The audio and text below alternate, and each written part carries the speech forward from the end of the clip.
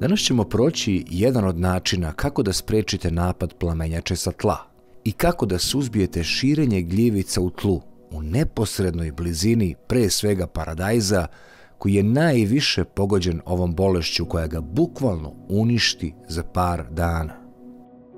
Na internetu mnogi nude sigurna rešenja, ali to nije istina. Jer ako su uslovi vetroviti i kišoviti u vreme sadnje, nijedno organsko rešenje neće pomoći u potpunosti. Da bi to shvatili, moramo dobro da upoznamo tu opaku bolest. Bolest paradajza uzrokovana gljivicom Phytophthora infestant je najozbiljnija bolest paradajza i zbog toga treba posebno da se obrati pažnja na suzbijanje njene pojave uopšte.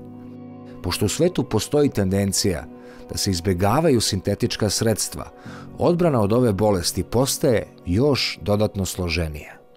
Ne nasedajte ponovo na gluposti o proverenim rešenjima, već pokušajte da se izborite organskim preparatima koliko god možete. Ukoliko vlažni vetar uporno duva, ne rizikujte i upotrebite bakar sulfat. Ali idemo deo po deo.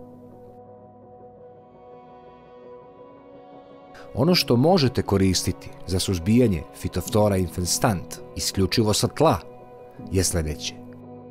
Prvo iskopajte rupu veličine oko 50 cm u prečniku i ne dirajte travu okolo. Na taj način prirodna drenaža okolo biljaka bit će očuvana, a korisni insekti neće pobeći, niti njihove kuće biti razrušene. Ako želite veliki rod paradajza, iskopajte duboku rupu kako bi u nju stalo više stajskog đubriva. Obavezno istresite zemlju sa trave koju skidate, jer se tu nalaze dostupne i najkvalitetnije materije koje svakoj biljci trebaju. Pomešajte tlo i stajsko đubrivo sa agrarnim krečom i kalijum bikarbonatom. Kreč i kalijum bikarbonat su lako rastvorljivi, pa ih možete posuti i odozgo okolo biljke, ali je dobro da jedan deo bude u delu korena paradajza, jer gljivice mogu i preko korena da napadnu biljku. Kalijum bikarbonat se trenutno testira u laboratorijama jer pokazuje naznake da zaista uklanja buđi i gljivice, a da je pritom potpuno ekološki fungicid koji nema nikakve posljedice po vode i tlo. Proveravao sam na različitim jezicima i zaista u svakoj od vaših država možete kupiti ovaj preparat. Kalijum bikarbonat za ljude je isto što i za biljke. I on je nesrazmerno bolji i čistiji od sode bikarbone, jer nemate problem sa nagomilavanjem natrijuma koji se nalazi u sodi bikarboni i koji je otrovan za biljke u većoj meri. Druga stvar koju vidite na snimku i koju dodajem, to je agrokreč. On je inače odličan dodatak kalcijuma koji se od davnina razbacivao po livadama jer obnavlja pašnjake i čini ih plodnijim, kao što pomaže i životinjama, pogotovo kravama i kokoškama, kojima treba ogromna količina kalcijuma. Agrarni kreč radi na način da odbija štetne insekte koji najviše sami šire Phytophthora infestant ili vam plamenjaču i druge bolesti, a zemlju obogaćuje kalcijumom. Agrarnim krečom se zato i farbaju stabla voća, jer insekti jednostavno ne vole hrapavost kreča i izbegavaju ga. Kombinacijom ova dva preparata imate šansu da se eventualno zaštitite od napada buđi i gljivica u pogodnoj sušnoj godini. Jednostavno ga pobacajte okolo sadnica i okolini i pomešajte sa tlom, gde sadite paradajz, a ako proleće nije previše vlažno, prskajte slobodno i listove paradajza. Recept preparata za prskanje je 1 kašika kalijum bikarbonata, 1 kašika agrarnog kreča, par kašika organskog sapuna i ulja na oko 4 litara vode. Agrofolija je također potrebna zbog više različitih stvari.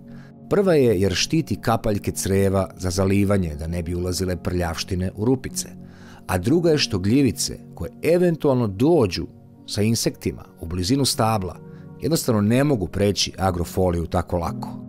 Dešava se da malč od sena ljudi često zakače stopalom u vreme suše i na taj način rasprše suve gljivice na površinu sena koje prvom kišom bivaju prenešene na stabljiku paradajza. Phytophthora infestant je neaktivna u vreme suše i suva je poput polena, te se nakon kiše, kada postane toplo, u kapljicama pare, kao liftom lepe za donje listove paradajza i uzduž stabljike. Agrofolija je ipak dovoljno kruta i nepropusna da zaustavi najveći udar gljivica koje isparavaju. Najbolje je malč staviti preko agrofolije, a agrofoliju staviti po cijeloj površini okolo paradajza.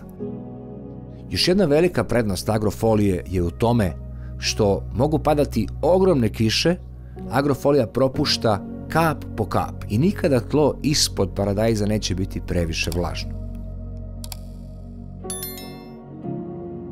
Ova gljivica može preživjeti u zemljištu, ostacima biljaka i na drugim biljnim ostacima. Gljivica Phytophthora infestant može preživjeti u zemljištu nakon što je zaražena biljka propala.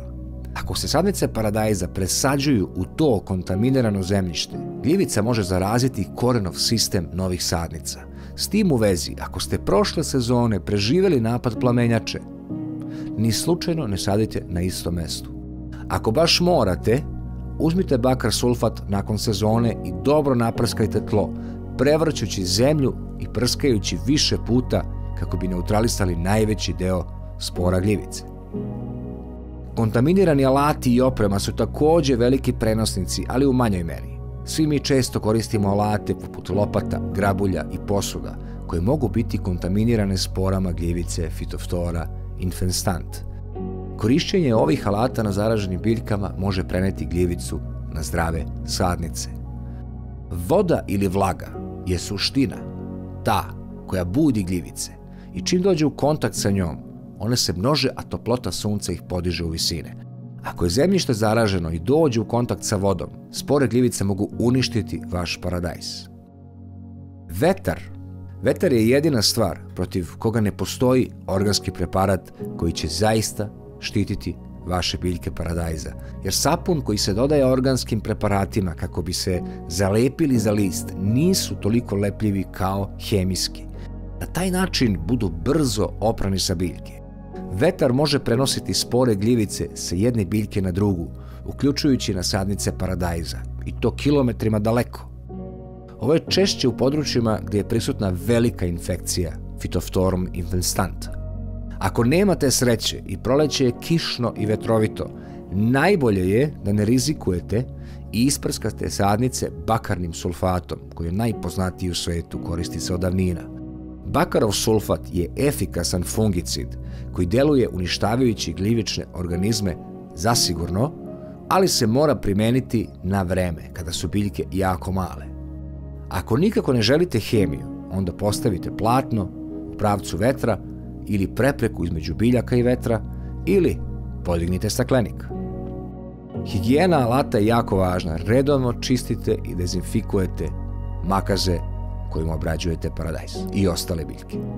Nadam se da sam nekom pomogao. Želim vam sve najbolje.